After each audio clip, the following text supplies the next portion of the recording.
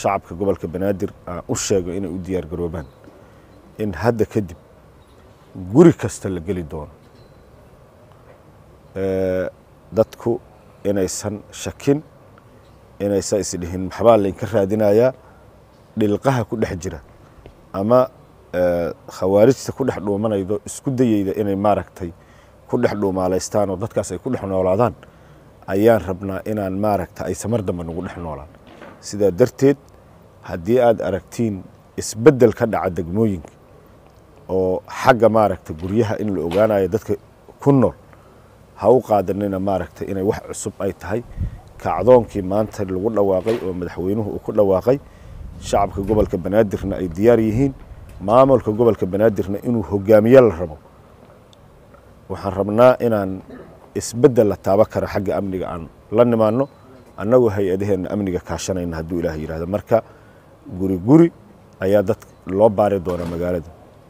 dadkana qof kasto waxa uu yahay meesha uu ka yimid guriga uu ku nool yahay la ogaa doona hadduu ilaahay yiraahdo marka qorshe cad iyo la xisaabtan cad ayaa imaan doona hadduu ilaahay yiraahdo marka waxba maaragtay ma dhici doonto mana dhici karto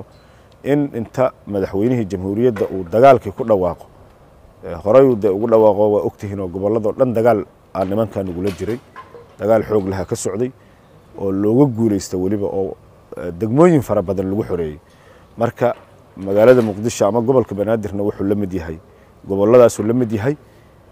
waa in marka isbeddel aan la nimaana isbeddelkan la imaan doona hadduu ilaahay yiraahdana waa midkaas aan sheegay marka hal dulqaata hal loo diyaar garoobo hana loo dulqaata maaragtay khawaarijtaas la baaraya hadda qofna looma dan lahane inay dadku maaragtay saas u ogaadaan oo u diyaar garoobaan haddii kale habeen kasta maaragtay iyo maalin kasta bumbadaas xunta oo tuuganimada ah dadka kula dhex jirayaan oo ay markasta maaragtay dadka ku gaadayaan habeen kasta meel hebel ay ku tuuraan xaafadaas ay ku tuuraan degmadaas ay ku tuuraan ay dhacayda marka waa mahadsantiin